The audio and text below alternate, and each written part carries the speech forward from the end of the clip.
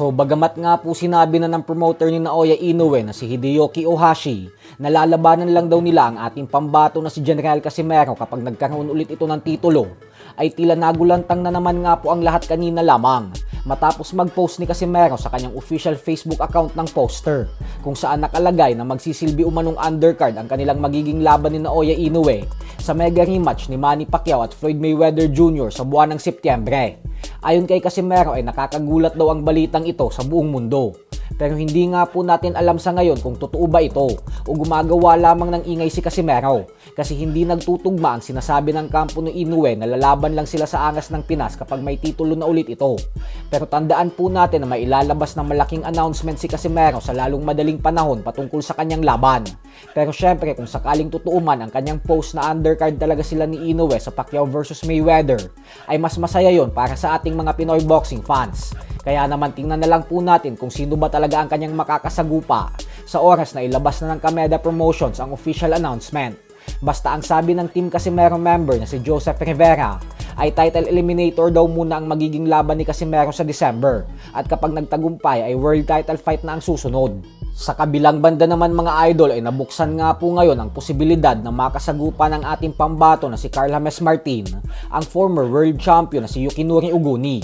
Alam naman po kasi nating lahat na bagamat WBO number 1 mandatory challenger na si Martin para kay Naoya Inoue ay malabo niya pa itong makalaban ng dahil sa haba ng pila kay Inoue.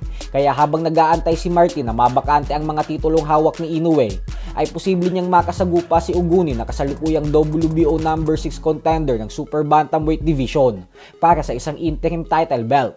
Ang number 2 po kasi na si Junto Nakatani ay hindi niya pa pwedeng makalaban dahil nagpapagaling pa ito ng kanyang nabasag na orbital bone sa laban niya kay Inoue. Habang ang number 3 naman na si Sam Goodman ay mas piniling tahakin ang landas niya sa IBF kaysa sa WBO.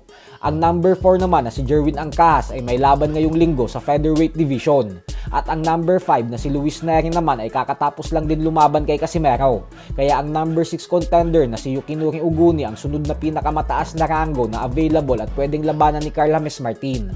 Pero syempre kahit number 6 ito at number 1 si Wonderboy ay hindi pa din ito magiging madaling hamon para sa kanya kung magkataon. Tandaan po natin na kakatapos lang nitong talunin ang former Unified World Champion na si Marlon Tapales. Kaya masusubukan talaga ang tunay na galing ni Martin kay Uguni kung magkataon na magtuo silang dalawa sa hinaharap. Samantala, nagsalita naman nga po si Oscar De La Hoya patungkol sa bigating mega showdown sa linggo sa pagitan ng dalawang undefeated fighters na sina Unified Junior Middleweight Champion Sander Sayas at former Unified Welterweight Champion Jeron Boots Ennis.